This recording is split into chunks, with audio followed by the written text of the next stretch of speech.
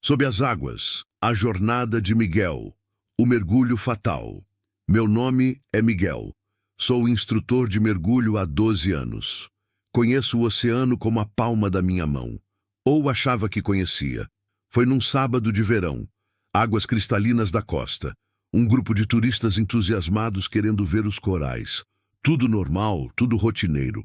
Até que não foi mais. A corrente me pegou de surpresa. Uma corrente descendente, daquelas traiçoeiras que aparecem do nada. Em segundos, eu estava sendo arrastado para baixo, longe do grupo, longe da superfície que se distanciava cada vez mais rápido. Tentei nadar contra ela. Erro fatal. Gastei todo o meu ar. O pânico veio primeiro. Aquele terror ancestral de não conseguir respirar, de estar preso debaixo d'água sem saída. Meus pulmões queimavam. Meu coração batia tão rápido que parecia querer sair do peito.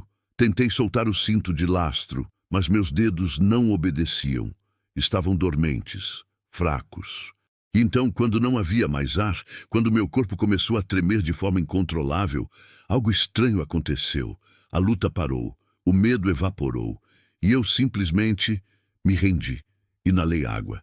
Deveria ter sido agonia, mas não foi. Foi como desligar um interruptor.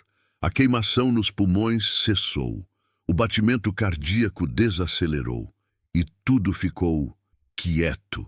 Tão quieto que eu conseguia ouvir meus próprios pensamentos pela primeira vez em anos. A separação. Não lembro do momento exato em que saí do meu corpo. Foi gradual, como acordar lentamente de um sonho, exceto que eu estava acordando para fora do sonho que chamamos de vida. De repente, eu estava olhando para mim mesmo de cima. Meu corpo afundando lentamente, braços flutuando de forma estranha, cabelo ondulando na correnteza. Os olhos abertos, mas vazios. Uma expressão pacífica no rosto, quase serena.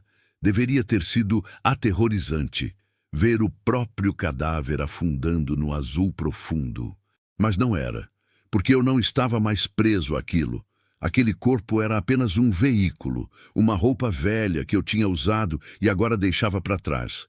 Eu era outra coisa, consciência pura, sem forma, sem peso, sem limites.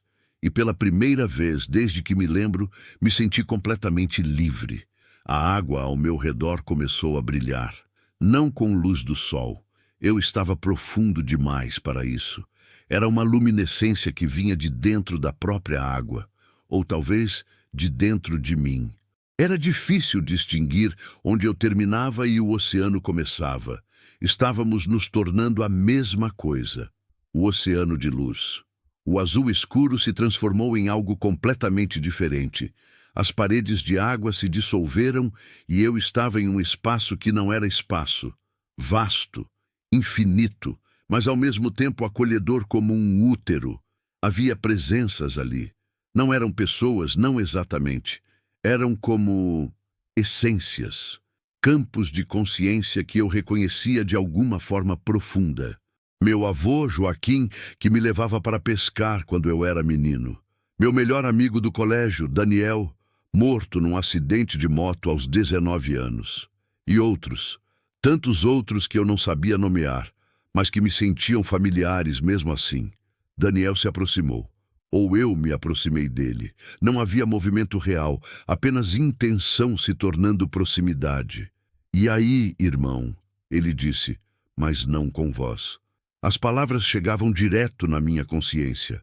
Você sempre disse que queria conhecer o oceano de verdade. Bem-vindo. E então compreendi. O oceano físico, aquele onde eu tinha passado metade da minha vida, era apenas um reflexo, uma sombra deste oceano de luz, de amor, de conexão total, onde todas as gotas eram separadas, mas também eram o mesmo todo, onde eu era Miguel, mas também era Daniel e Joaquim, e cada alma que já existiu. Não havia tempo aqui, passado e futuro existiam simultaneamente. Vi minha infância brincando na praia com minha irmã, Beatriz. Vi minha mãe, Carmen, grávida de mim, cantando baixinho. Vi momentos que ainda não tinham acontecido, Ou talvez já tivessem acontecido em outra dimensão, em outra possibilidade. E todos esses momentos, todos esses fios de existência estavam conectados, entrelaçados numa tapeçaria tão complexa e bela que me tirou o fôlego, se eu ainda tivesse fôlego para tirar. A revisão. Então veio a revisão. Não como julgamento. Ninguém me acusava, ninguém me condenava. Era apenas compreensão, pura, cristalina, sem filtros. Vi minha vida inteira desdobrar-se, mas não apenas do meu ponto de vista. Senti cada momento através dos olhos de todos que toquei. Experimentei a alegria que trouxe para Beatriz quando a ensinei a nadar, sua confiança em mim enquanto ela soltava minha mão pela primeira vez e flutuava sozinha. Senti a decepção da minha ex-namorada, Fernanda, quando escolhi o trabalho em vez dela tantas vezes, o acúmulo lento de mágoas pequenas que destruíram algo que poderia ter sido belo. Senti a gratidão de um estudante que eu resgatei de uma situação perigosa debaixo d'água anos atrás. Ele nem me agradeceu direito na época. Estava com muita vergonha, mas eu podia sentir agora o impacto que aquele momento teve. Como mudou a vida dele.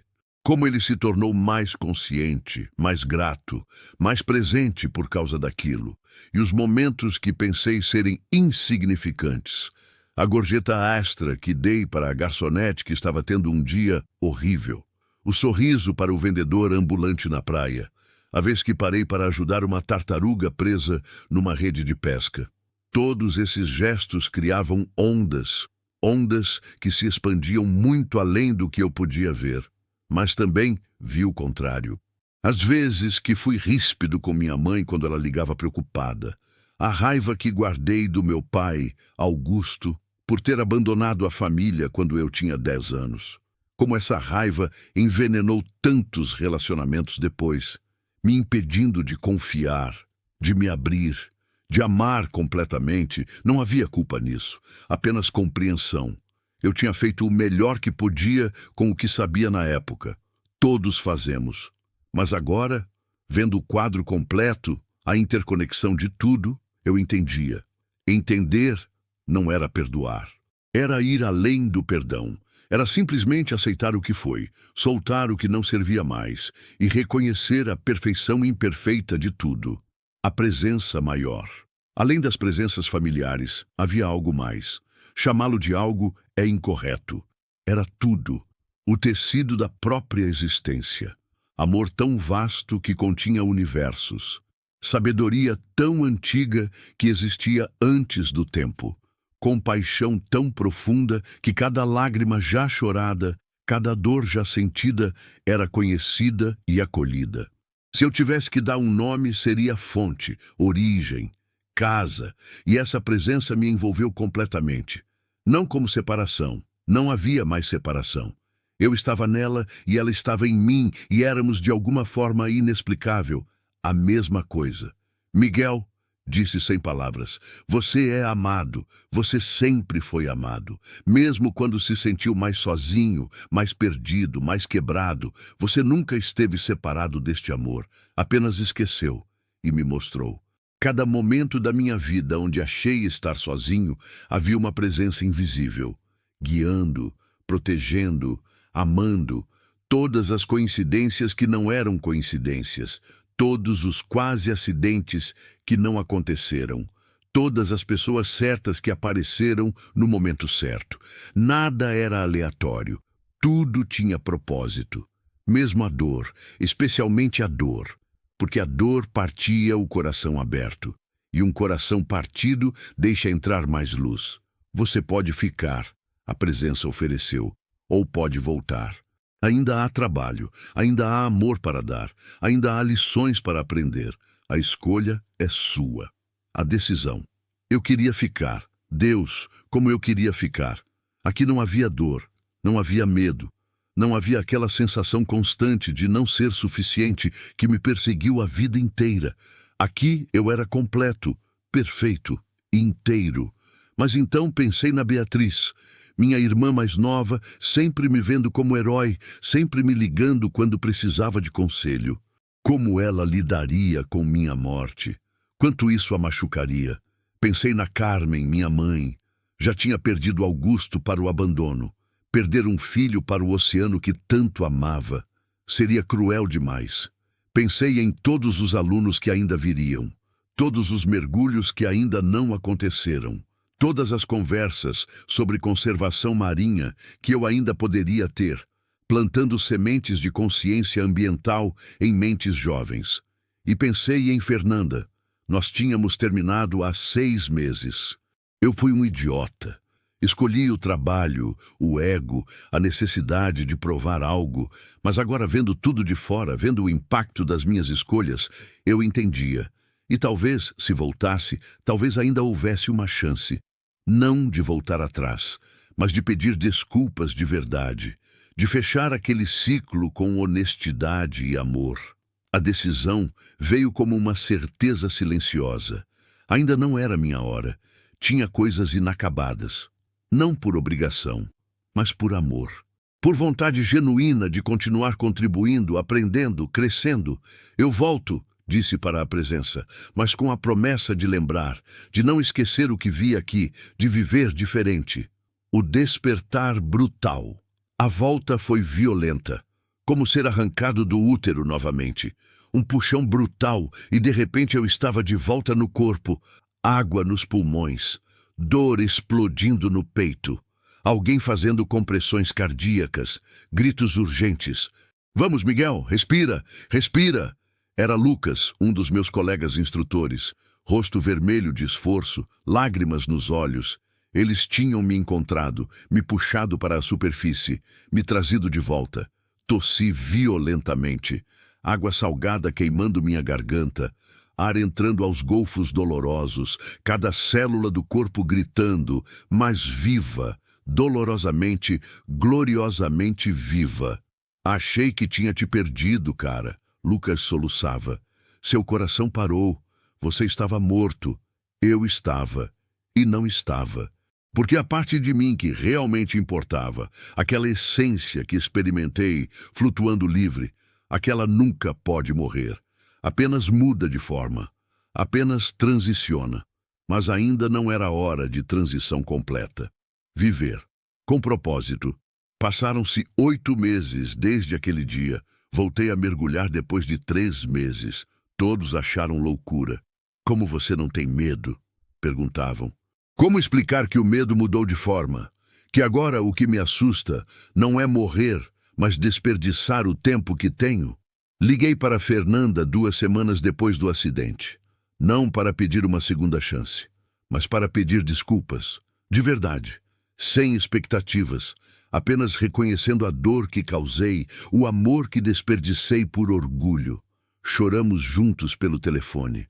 Não voltamos. Mas fechamos aquela ferida com honestidade e carinho. Fiz as pazes com a memória de Augusto. Entendi que ele também estava fazendo o melhor que podia com as ferramentas que tinha. A raiva que guardei durante 25 anos simplesmente evaporou, como neblina ao sol. Passei mais tempo com Beatriz. Jantares semanais, sem olhar o celular, realmente presente. Ela percebe a diferença. Você está mais aqui, ela disse. E tem razão. Porque antes, mesmo quando meu corpo estava presente, minha mente estava sempre correndo para o próximo mergulho, o próximo desafio, a próxima coisa para provar. Agora, estou aqui, neste momento, nesta respiração. Porque aprendi, da forma mais dramática possível, que cada momento é emprestado, que a vida é frágil como bolha de sabão, e preciosa exatamente por isso.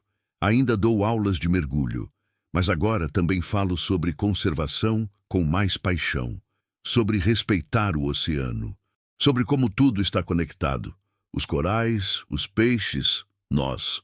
Alguns alunos acham estranho, outros entendem, e talvez, em alguns deles, eu plante sementes que florescerão anos depois.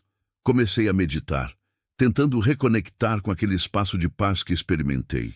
Não consigo alcançá-lo completamente, não enquanto estiver neste corpo, nesta forma. Mas às vezes, em momentos de quietude profunda, sinto um eco, uma lembrança, um sussurro dizendo: você é mais do que pensa ser, você é infinito. E um dia voltarei para aquele oceano de luz.